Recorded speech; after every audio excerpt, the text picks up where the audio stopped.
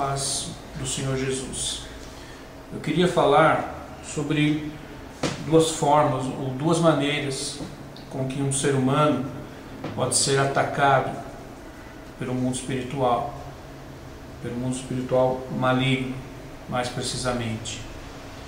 O ser humano pode ter a sua vida invadida, vamos dizer assim, tomada de assalto, de ataque, através da possessão demoníaca e através da opressão demoníaca. Ambas são igualmente terríveis, igualmente destrutivas, e existe uma diferença entre as duas que seria fundamental.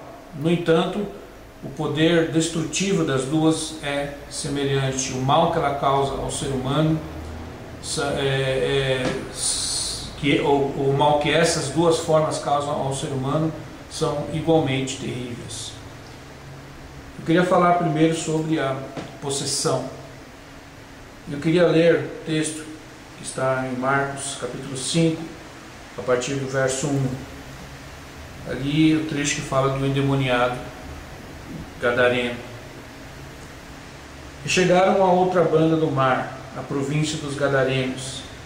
E saindo ele do barco, lhe saiu logo ao seu encontro dos sepulcros um homem com espírito imundo, o qual tinha sua morada nos sepulcros, e nem ainda com cadeias o podiam alguém prender, porque tendo sido muitas vezes preso com grilhões e cadeias, as cadeias foram por ele feitas em pedaços, e os grilhões em migalhas, e ninguém o podia amansar.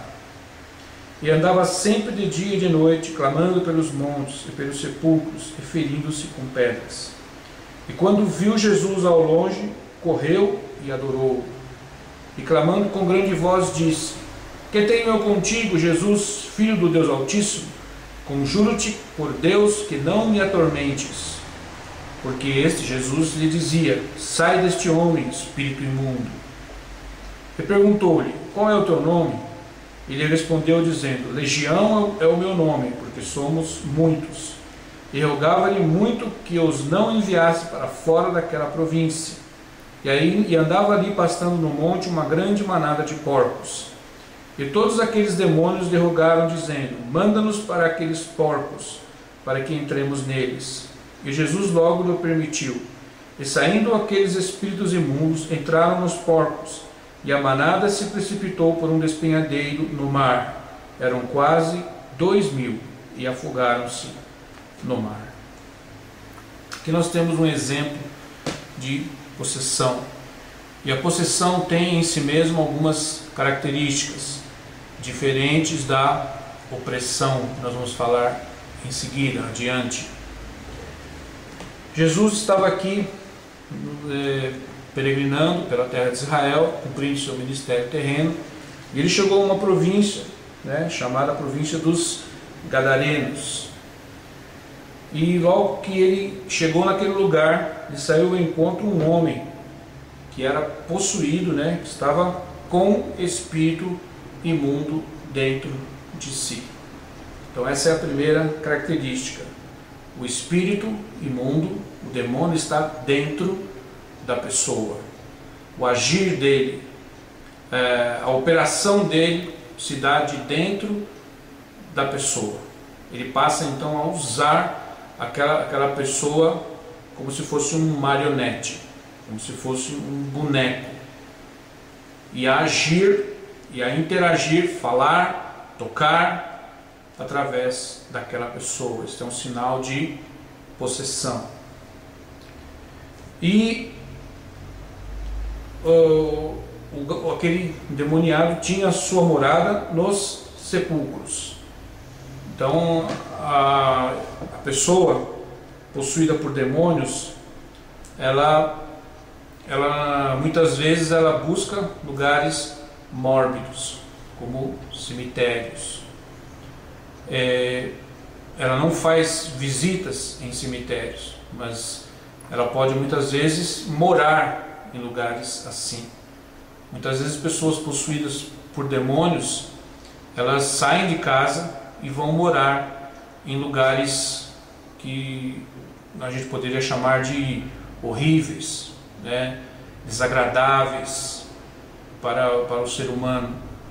Mas como ela está possuída, possessa, ela perde então essa sensibilidade e passa então a habitar em lugares inóspitos, passa ou a frequentar. Ela pode muitas vezes não ir morar nesses lugares, mas ela passa a frequentar lugares mórbidos, como cemitérios, por exemplo, e outros lugares, becos,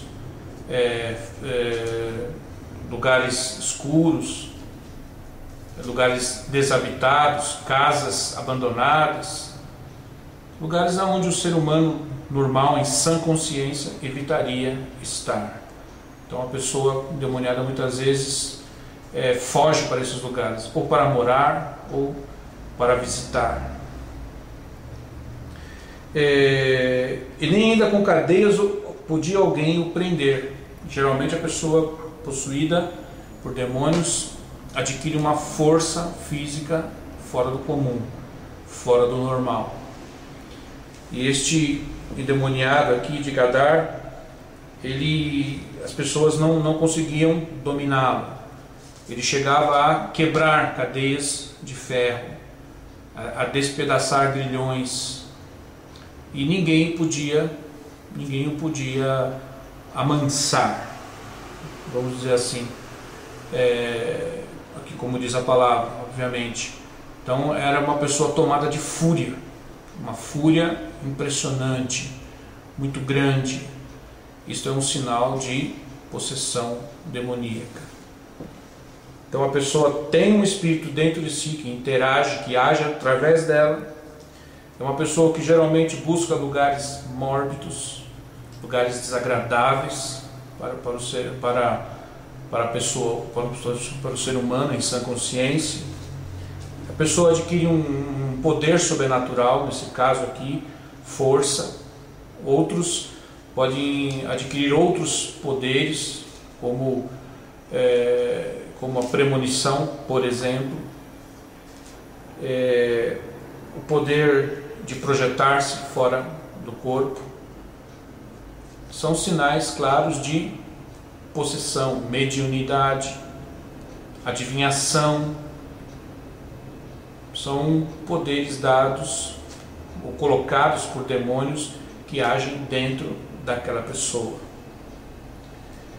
E a pessoa muitas vezes passa a ferir-se. É uma outra característica. Nesse caso aqui, esse endemoniado feria-se com pedras. Nós conhecemos casos de pessoas que comem vidro, comem cabelo, comem facas, comem giletes, comem agulhas, ingerem uma quantidade exorbitante de bebida alcoólica, fumam muitos e muitos charutos, cachimbos. Então esse é um sinal claro de possessão. E a possessão ocorre quando a pessoa faz uma invocação, quando ela chama aquele espírito para interagir com ela, para estar com ela. Ele muitas vezes ocorre através de pactos satânicos, pactos de prosperidade, pactos chamados amarrações para o amor. São invocações que as pessoas fazem. Elas podem ir desde uma leitura de horóscopo, muito, vamos dizer assim, simples, até mesmo, como eu falei antes, um pacto de prosperidade, um pacto com Satanás, inclusive envolvendo até sacrifícios humanos e de animais. Então, essa legalidade terrível que a pessoa abre, que vai se agravando até ela chegar a fazer um pacto com Satanás, muito provavelmente promoverá um estado de possessão, que era o caso aqui deste homem. Agora eu queria falar sobre a questão da opressão. A opressão é um pouco diferente.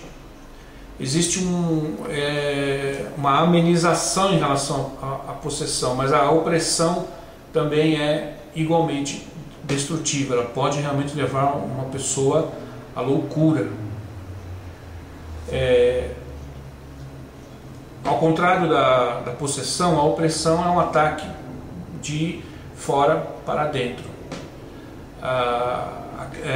Aqueles espíritos, ou aquele espírito está em volta daquela pessoa, ele ronda aquela pessoa, ele fica no mesmo lugar em que aquela pessoa está e começa a manifestar-se a ela.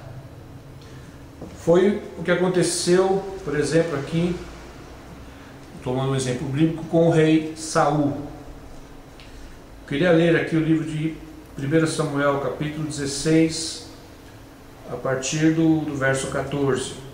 E o Espírito do Senhor se retirou de Saul, e o assombrava um espírito mau da parte do Senhor. Então os criados de Saul lhe disseram: eis que agora um espírito mau da parte do Senhor te assombra.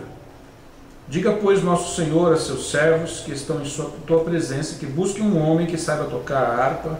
E será que quando o espírito mau da parte do Senhor vier sobre ti, então ele tocará com a sua mão e te acharás melhor. Então disse Saul aos seus servos: buscai-me um homem que toque bem e trazei-mo. Então respondeu um dos mancebos e disse: eis que tenho visto um filho de Jessé, o belemita, que sabe tocar e é valente e animoso, e homem de guerra, e sisudo em palavras, e de gentil presença, e o Senhor é com ele. E Saul enviou mensageiros a Jessé, dizendo: envia-me Davi teu filho, o que está com as ovelhas. Então tomou Jessé um jumento, carregado de pão e um modo de vinho e um cabrito, e enviou-os a Saul pela mão de Davi seu filho. Assim Davi veio a Saul, e esteve perante ele, e o amou muito, e foi seu pajem de armas. Então Saul mandou dizer a Jessé: deixa estar Davi perante mim, pois achou graça em meus olhos. E sucedia que quando o espírito mau da parte de Deus vinha sobre Saul, Davi tomava a harpa e a tocava com a sua mão. Então Saul sentia alívio e se achava melhor, e o espírito mau se retirava dele. O caso de Saul aqui não é um caso de possessão, como muitos pensam, mas é um caso de opressão demoníaca. Não temos tempo aqui de falar sobre a questão do porquê Saul, um rei de Israel, ungido por Deus, passou a ser oprimido por Satanás. Mas a questão é que ele passou a ser assombrado por um espírito mau, e é essa a questão. O espírito passa a rondar aquela pessoa, manifestar-se a ela. Então a pessoa ela pode ter contato com aquele espírito, vendo ele no ambiente onde ela está. Aquele espírito pode de repente mover objetos, pode promover alguma manifestação através de sangue, através de fogo. Há relatos de sangue que escorre pelas paredes, de fogo que surge espontaneamente na casa da pessoa oprimida. A pessoa então passa a ter visões, ela vê vultos, ela passa a presenciar aparições fantasmagóricas, ouvir vozes, ver sombras. Isto então é um sinal de opressão demoníaca. Então a pessoa começa a ser, como diz o texto aqui, assombrada. Ela não tem paz. E a opressão vai gerar nessa pessoa uma grande ansiedade, um grande medo. A pessoa passa a ser dominada por uma forte ansiedade, um forte medo muito grande, pavor. A pessoa se sente angustiada, porque ela está lidando com uma força que ela não tem controle sobre aquilo. A pessoa então começa a entrar num estado de depressão. Então é isso que a opressão ocasiona: angústia, depressão, tristeza, pavor, medo. Isso é um estado de opressão. A opressão chega até o ser humano através de ilegalidades, pecados, envolvimentos, práticas de iniquidade, de pecado. A pessoa não chega a fazer uma invocação de espíritos, o que poderia ali ocasionar uma possessão, mas ela começa a ser dominada por fortalezas de pecado, de iniquidades, cai em práticas pecaminosas, se envolve com pessoas, pessoas que geralmente têm algum envolvimento com o espiritismo, com magia negra, e passa a ser então oprimida por Satanás. Essas são as duas formas com que o inimigo mais comumente ataca o ser humano. E infelizmente isso pode acontecer também com pessoas da igreja, com pessoas cristãs, vamos dizer assim, que frequentam a igreja, que são membros de igreja. Satanás não vai fazer nenhuma diferença, quer dizer, não vai fazer nenhuma diferença na vida da pessoa ela frequentar uma igreja se ela pratica as mesmas coisas que os outros praticam, e se ela chega a atingir um grau de legalidade, de brechas através do pecado, tanto quanto as pessoas que não são da igreja, que não são membros de nenhuma igreja. Então, essas são as duas maneiras com que Satanás oprime o ser humano. Para ambas, a solução é Jesus Cristo. É a conversão genuína, verdadeira. É o discipulado verdadeiro do Senhor Jesus Cristo. É o arrependimento dos pecados, a cessação, é o cessar de praticar iniquidade, arrepender-se, voltar-se para Deus, ser coberto pelo sangue do Cordeiro. Essa é a solução para ambos os casos. E usar a autoridade do nome de Jesus. Muito obrigado.